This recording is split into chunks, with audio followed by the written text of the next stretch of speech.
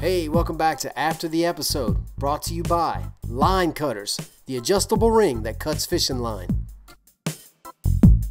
Hey, welcome back to Line Cutters After the Episode. We got a special edition today. I'm here south of Lake Charles, Louisiana. We're south of Hackberry, just north of Holly Beach in Big Lake. So we're going to talk a little bit about what we did yesterday on the Thursday episode. I've got the guys with me right now. Who we got? Scott Oblong from Sulphur, Louisiana.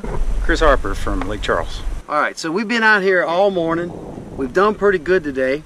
Let's start with you, Scott. What kind of boat you fishing in? Tell them a little bit about it, and let's talk about the baits that you've used all day. I got a 2017 Hobie PA14 Camo Edition. Everything I've used today, basically most of my fish came off of a 1/4 ounce chrome and blue rattle trap.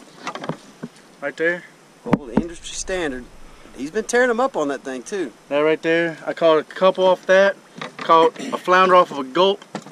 And most of my fish came off that rattle trap though. My die-hard bait I go to every time. Instead of leaving in the little containers, you put in a dry box from Walmart, $10 in a camping section.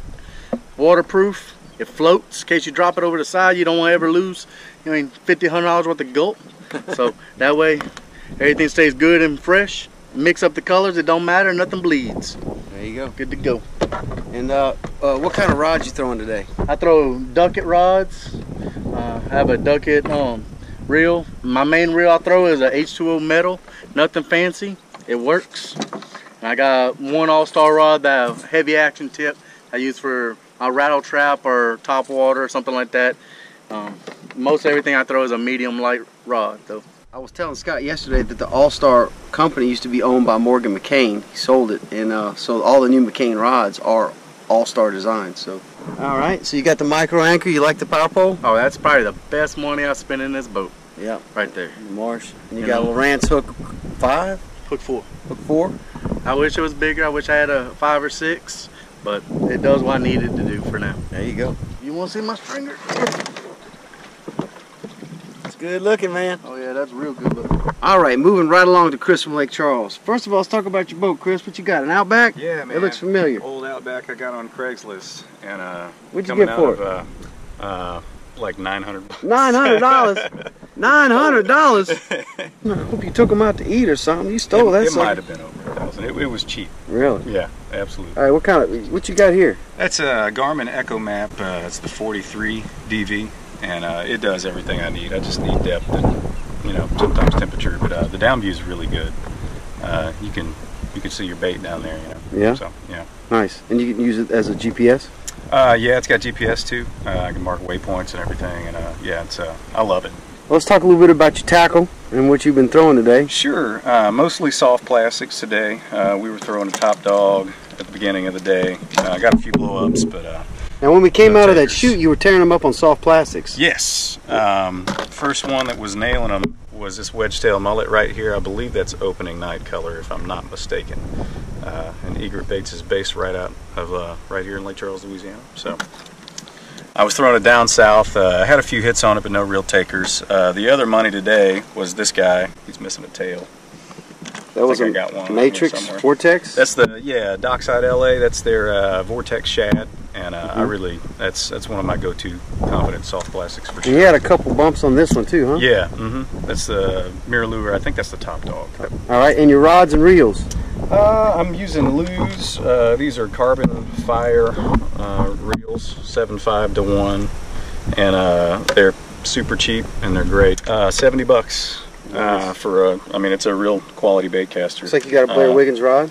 Yeah, this is a 7.2 medium with a fast tip, and that's really my go-to jigging, even spinner baits and everything. But for heavier moving baits, through in the rattle trap and corkies and things like that, also I'll throw them on this medium heavy, and that's a Lew's Mach 1 speed stick. I think it's 610. I try to keep them under 7 foot if I can on the kayak. All right. So if you guys notice, both Chris and Scott are throwing all bass gear. People from up north that come down to the Gulf to fish with us and stuff, they're like, should I bring my bass tackle? I don't want to bring it, it's going to tear it up. We're all throwing bass tackle today. Yep, all bass tackle. Yeah. It goes from fresh to salt, day in, day out. Yeah, in a place like Louisiana where the fresh water meets the salt water, sometimes you're salt, sometimes you're in the middle, sometimes you're fresh. Sometimes you're catching saltwater species in the fresh. So bass tackle's light and easy to throw. We throw a lot of bass lures for specks, reds, trout, flounders, so why not throw bass rods? What's everybody throwing as far as braid? Suffix 832 50-pound braid on. 50? Yeah, I go with 50 because it, for me on a bait caster, it just casts a little easier. Yeah, doesn't get I don't wind get knots. so many, yeah. A Power Pro 30-pound braid. 30 pound. I'm using the Spider Wire Blue Camo 15. I use 15 inshore a lot just to get a little more range. I've been throwing the McCain series all day. Scott got me throwing the going back to the old rattle trap, and I did catch a croaker right away on that sucker. Got a couple other bumps, but I'm throwing the Pro Max, Abu Garcia Pro Max McCain. This is top waters and broken backs. It's an old all-star design. Real limber. I really like it for top water. And I was doing the damage on the flounder today with the McCain. I had a pin conflict, like a 2500. Once again, 15-pound braid. And I was throwing this matrix in that root beer color. I don't know what that is, that greenish olive color. Avocado. Sounds good to me. The flounder have been picking that up, and I was using the same midnight you gave me. What was that called? I think it's opening night. Opening night? Yeah, it was a wedge tail.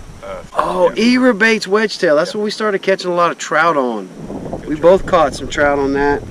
It was doing the trick. Ship to Shore loaned me this awesome PA-12 today. Ship to Shore in Lake Charles. If y'all never been to Ship to Shore, y'all need to go check them out. They're on Lake Street. They got a lot of kayaks, right? A lot of kayaks. I haven't been in there in 10 years, but there's at least 20, 30 kayaks sitting inside there. Paddle boards, Hobie paddle boards, anything and everything you want. So they're a Hobie dealer. They're a Hobie dealer. New canoe? They got new canoes in there. So y'all go check them out. It's hard to find a Hobie dealer, man, and they're probably the one for 150 miles either way, huh?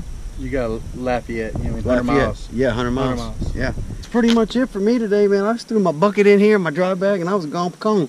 And I got my fish grip. That was critical today. And that's it. I sure appreciate y'all bringing me out here, man. It's been awesome. Yeah. Glad to have you. Yeah. Maybe next time we can get some more trips in soon. Let's do it. I just thank the Lake Charles Kayak Fishing Club. I'm soon to be a new member, and I'm excited about that. These guys are just super nice, and it's nice to get out here with a nice brotherhood of fishers. Don't you got a new channel to plug? Yeah, Chris Harper's show. It's all right, y'all. Thanks a lot for watching after the episode. No, Teresa is not here, and she is sick about it. Don't forget to like. Don't forget to subscribe, and we'll see y'all next time right here on After the Episode. What?